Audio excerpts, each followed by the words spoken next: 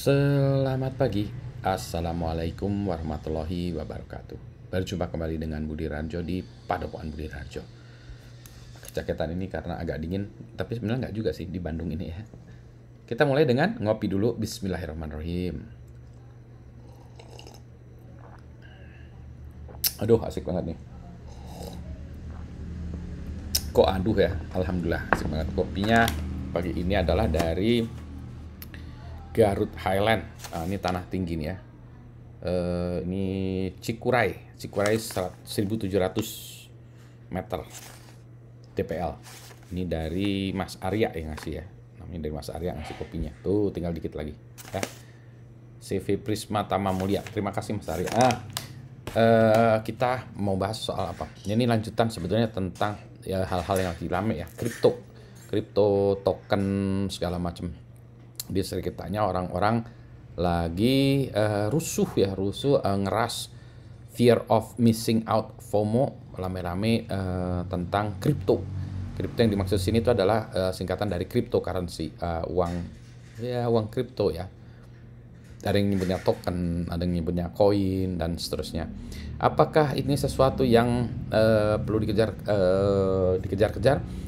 Kalau saya sih tidak ya, wait and see ya, pelan-pelan ya. Kalau mau ikutan boleh, tapi pelan-pelan ya.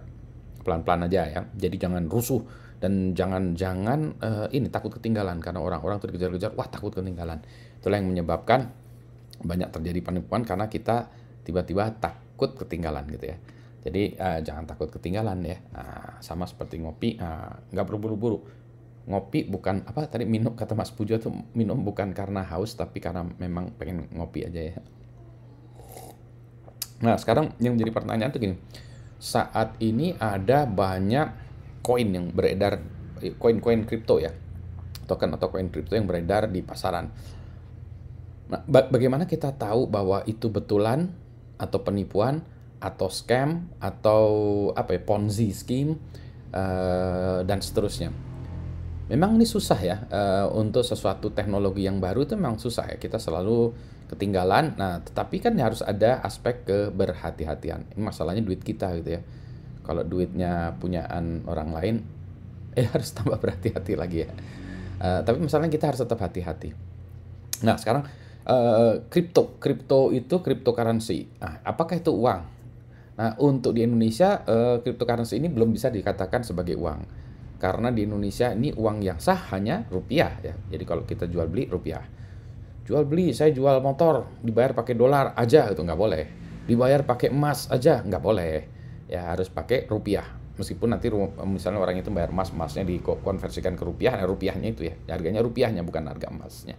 Ya dolar pun demikian. Saya ini $300, nggak boleh. Itu dikonversikan rupiah sekian, harganya sekian rupiah. Mau dibayar pakai dolar, tapi seharga itu ya rupiah itu ya. Gitu ya.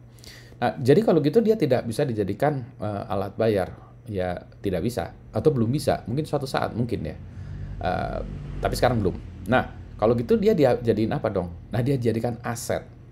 Aset berarti kita punya sesuatu yang kita sebut aset. Ya, aset itu bisa dijual belikan. Kopi bisa jadi aset, bisa dijual belikan ya. Handphone bisa ya dijual belikan juga ya. Tapi ya ini aset fisik ya. Apalagi buku, ini Mi Band bisa ya, ini aset juga ya dijual belikan. Bukunya saya ya bisa juga ya dijual belikan, aset ya dijual belikan. Tapi kalau sekarang asetnya bentuknya digital. Menarik tuh, aset bentuk digital apa? Ada lagu ya bentuknya digital. Kalau dulu lagu bentuknya tidak digital, bentuknya kaset, piringan hitam, kaset, CD bahkan ya. Sekarang kalau udah bentuknya MP3, FLAC atau apapun bentuknya, nah, itu kan digital ya. Nah, ini susah ya, aset digital itu aset digital. Maka kita bicara tentang NFT dan lain sebagainya. Kita punya sebuah aset digital atau koin digital atau token digital. Gimana kita memastikan itu? Maka kalau di Indonesia yang namanya aset itu ada yang mengurusinya. Nah, sebentar. Saya share dulu layar saya ya. Ntar saya lihat ini dulu layar. Nah, soal perizinan tentang aset itu, maka di sini adalah sebentar nih, saya bisa gedekan lagi nggak ya? Gitu ya. Maaf ya, ini saya gedekan juga. Nah ini dia, Pak Pepti ya. Ini adalah Badan Pengawas Perdagangan Berjangka Komoditi Kementerian Perdagangan. Jadi ini adalah komoditi ya kan tadi. Jadi aset itu kita anggap tadi ya, aset digital itu berupa komoditi berarti. Nah, jadi kalau komoditi kan tentu saja kita bisa macam-macam ya. Sebentar, coba ini kita kecilin lagi ya. Tuh di atas ini kalau dilihat webnya ini ada tentu saja ada komoditi ya. Nah sekarang gimana nih kalau kita terkait dengan aset yang tidak ini ya, yang asetnya bukan yang ini ya, info komoditinya ini kan ada nih info komoditi ya. Nah sekarang bagaimana dengan aset kripto? Nah ini ada ininya ya, ada agar masyarakat awam aman berinvestasi, Kemendak perketat pengawasan aset kripto. Nah ini ya, ini ada dokumennya ya. Coba silahkan dilihat kalau mau baca gitu ya, bagaimana ceringnya ya. Tuh saat ini kata Wisnu Bapepti telah ya, ini kan ya,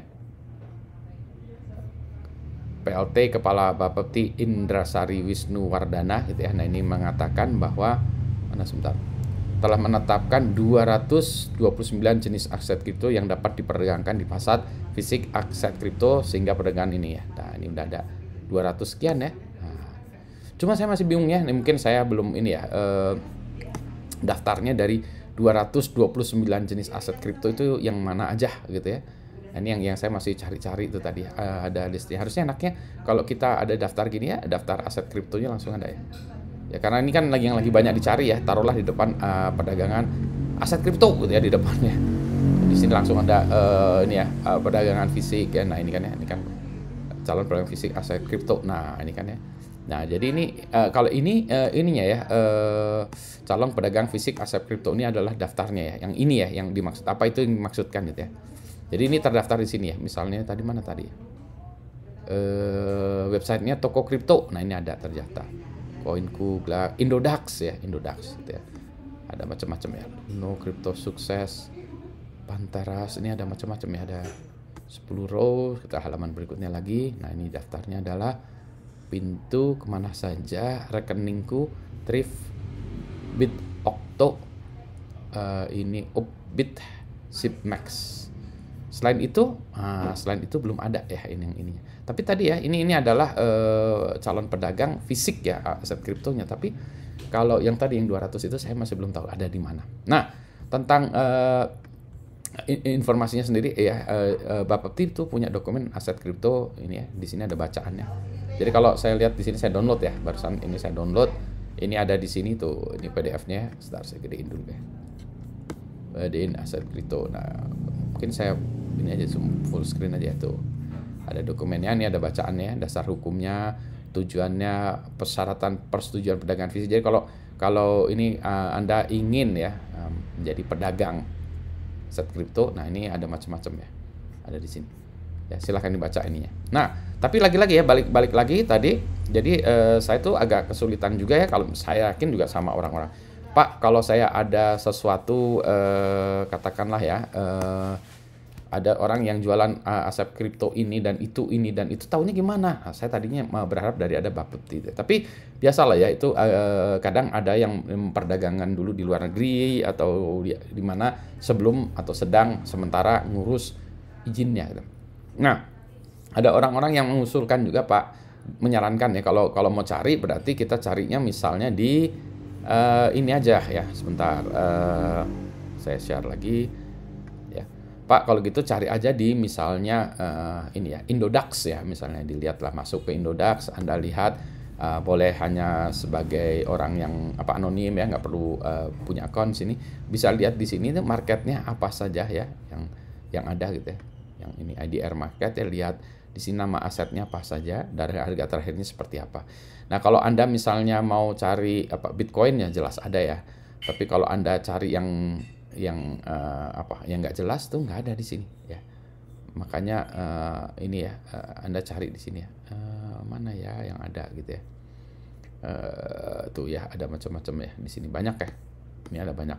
Nah Anda cari aja. Kalau itu ada di sini ya, yang token atau koin ada di sini ya, kita agak sedikit ini ya, bukan jaminan tapi kita sedikit inilah boleh tenang dikit, karena paling nggak Indodax sudah melakukan review ya terhadap ininya ya, karena nggak sembarang koin bisa masuk ke Indodax. Atau bisa juga lewat ini ya, Binance juga ya, bisa lihat ke sana ya trennya, ini bisa lihat yang ada di sana ya, Binance itu apa aja ya. Nggak ada di situ, nggak ada di Indodax, nggak ada di Dana. Coba kita lihat di toko kripto satu lagi ya. Di toko kripto ada nggak ya di situ? Ada Bitcoin, ada Ethereum, ada macam-macam gitu ya. Misalnya Anda cari Budi Raharjo BR Coin ya. BR Coin atau BR apa? BR Coin aja, BR Coin, Broin. Nah, BR Coin. Nah, itu coba di sini nggak ada. Oh, nggak ada. Wah, ini berarti Pak Budi nipu di Binance, nggak ada gitu ya. Di sini Binance nggak ada gitu ya. Wah, nggak ada. Di Indodax nggak ada, di Bapepti nggak ada. Nah, kalau udah nggak ada semua gitu, saya usulkan untuk tidak ikutan ya. Biarpun tawarannya super menarik, lebih baik tidak ikutan karena potensi itu merupakan sebuah penipuan ya, fraud itu sangat besar. Berikutnya lagi mungkin bukan penipuan tetapi kan ini sesuatu aset yang tidak jelas ya, sehingga kita sangat bergantung kepada orang atau komunitas yang bersangkutan, sehingga asetnya itu bisa bagus, bisa ngilang. Seperti halnya misalnya saya buat aset apa ya, kopi ya, misalnya saya buat, wah ini aset kopi ya, saya buatkan aset kopi, misalnya kopinya ini mau saya jual belikan segala macam ya, tinggal percaya Anda kepada saya aja ya, kopinya ini akan bagus atau enggak. Ini bentuknya fisik ya, tapi kalau saya bisa juga kopi digital ya. Kopi kalau digital gimana cara menikmatinya ya. Itu lagi ya, lagi-lagi ya percaya tadi, asas percaya ya. Dan nanti kalau gagal gimana? Kalau gagal ya Anda susah ya, mau kemana, mau lapornya. Anda ya merasa tertipu, tapi ya salah Anda sendiri gitu. Nah, inilah susahnya kalau misalnya sukses ya, misalnya bagus, Anda beruntung, pasti Anda sorak-sorak, diem aja ya, sorak-sorak, atau malah pameran di mana, media sosial. Wah, senang segala macam. Begitu nggak usah diatur aja, minta pemerintah untuk tidak mengatur. Begitu Anda rugi besar, maka Anda dengan cepat-cepat minta pemerintah turun tangan, tolonglah bantu kami. Saya udah kehilangan, saya taruh 75 juta, sekarang tinggal 15 juta, misalnya gitu ya. Dan seterusnya. Karena tadi ya, yang namanya ini tadi ya, komoditas ya, kita harganya bisa naik dan turun ya. Gitu. Jadi kalau ada yang bujukin ini Pak Budi atau ini Mas invest ini koin BR Coin ya 10 juta gitu, nanti akan naik lagi nih jadi 15 juta nilainya, 20 juta segala macam. Iya, bisa begitu. Tapi bisa juga yang tadi 10 juta tinggal 30.000. Bisa juga ya. Jadi berhati-hatilah. Kalau mau itu ya coba-coba ya silahkan, tapi jangan gede-gede ya. Taruh yang uang yang kecil-kecil untuk supaya tahu-tahu dulu lah ya. Gitu ya. Tapi kalau saya usul lebih baik kalau Anda senang kayak gitu ya invest di saham inilah, perusahaan beneran deh. Itu ya saran saya. Tapi tentu saja ini old school banget ya Pak Budi, kok old school banget ya. Itulah ya, masing-masing orang punya pandangan yang berbeda-beda. Gitu ya. Saya cuma ingin janganlah ini, jangan kesusu orang-orang itu, jangan buru-buru ya. Jangan FOMO, fear of missing out. Enggak, Anda tidak ketinggalan macam-macam kok. Enggak, wah nanti saya ketinggalan. Enggak. Yang lain-lain juga masih tenang aja, tenang. Kita ngopi dulu, kita ngopi dulu. Selamat pagi, assalamualaikum warahmatullahi wabarakatuh.